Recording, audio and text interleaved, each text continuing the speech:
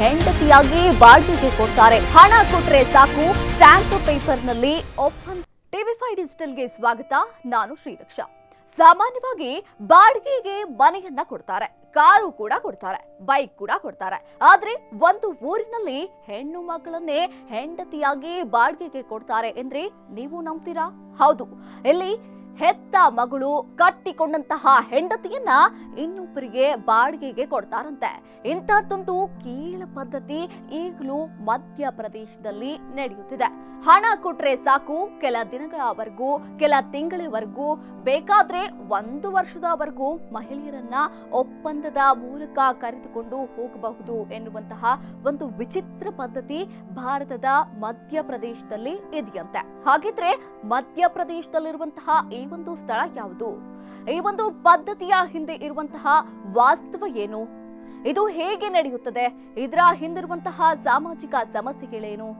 ಇಂದಿನ ವಿಶೇಷ ವರದಿಯಲ್ಲಿ ಇದರ ಬಗ್ಗೆ ತಿಳಿದುಕೊಳ್ಳೋಣ. ಭಾರತದ ಮಧ್ಯಪ್ರದೇಶದ ರಾಜ್ಯದ ಶಿವಪುರಿ ಜಿಲ್ಲೆಯ ಹಲವು ವರ್ಷಗಳಿಂದ ಚರ್ಚೆಯಾಗುತ್ತಿರುವಂತಹ ಈ ಒಂದು ಪದ್ಧತಿ ಅಲ್ಲಿ ಇದೆಯಂತೆ. ಸ್ಥಳೀಯವಾಗಿ ಇದನ್ನ ದಾಂಡೀಚ ಎಂದು ಕರೆಯಲಾಗುತ್ತೆ ಎಂದು ಹಲವು ವರದಿಗಳು ಉಲ್ಲೇಖಿಸಿವೆ. ಈ ಒಂದು ಪದ್ಧತಿಯನ್ನ ಮಹಿಳೆಯರನ್ನ ನಿರ್ದಿಷ್ಟ ಅವಧಿಗೆ ಒಪ್ಪಂದದ ಆಧಾರದ ಮೇಲೆ ಮತ್ತೊಬ್ಬ ಪುರುಷನೊಂದಿಗೆ ವಾಸಿಸಲು ಕಳಿಸಲಾಗುತ್ತದೆ ಎನ್ನಲಾಗುತ್ತದೆ. ಈ ಒಂದು ಒಪ್ಪಂದವು ಕೆಲವೊಮ್ಮೆ 1 ತಿಂಗಳು, ಕೆಲವೊಮ್ಮೆ 6 ತಿಂಗಳು, ಮತ್ತೆ ಕೆಲ ಸಂದರ್ಭದಲ್ಲಿ 1 ವರ್ಷದವರೆಗೂ ಇರಬಹುದು. ಇದಕ್ಕಾಗಿ ಸ್ಟಾಂಪ್ ಪೇಪರ್ನಲ್ಲಿ ಒಪ್ಪಂದವನ್ನ ಮಾಡಿಸಿಕೊಡಲಾಗುತ್ತದೆಯಂತೆ. ಒಪ್ಪಂದದ ಅವಧಿ ಮುಗಿದ ನಂತರ ಅದನ್ನ ನವೀಕರಿಸುವಂತಹ ಅವಕಾಶವೂ ಇರುತ್ತದೆ ಎಂದು ಹೇಳಲಾಗುತ್ತದೆ. ಈ ಒಂದು ಪದ್ಧತಿಯಲ್ಲಿ ಭಾಗವಹಿಸುವವರ ನಡುವೆ ಹಣದ ವ್ಯವಹಾರ ನಡೆಯುತ್ತದೆ.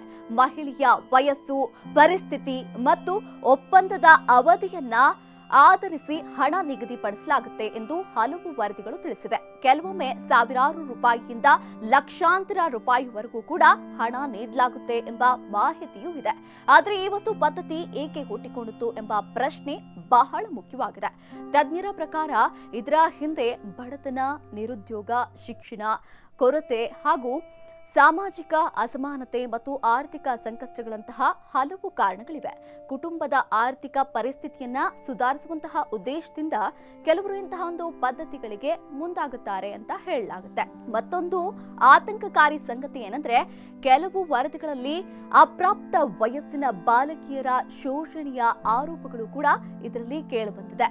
ಇಂತಹ ಆರೋಪಗಳು ಅತ್ಯಂತ ಗಂಭೀರವಾಗಿದ್ದು ಮಕ್ಕಳ ಹಕ್ಕುಗಳು ಹಾಗೂ ಮಹಿಳೆಯರ ಸುರಕ್ಷತೆಗೆ ಸಂಬಂಧಿಸಿದಂತಹ ಪ್ರಶ್ನೆಗಳನ್ನ ಎತ್ತಿವೆ.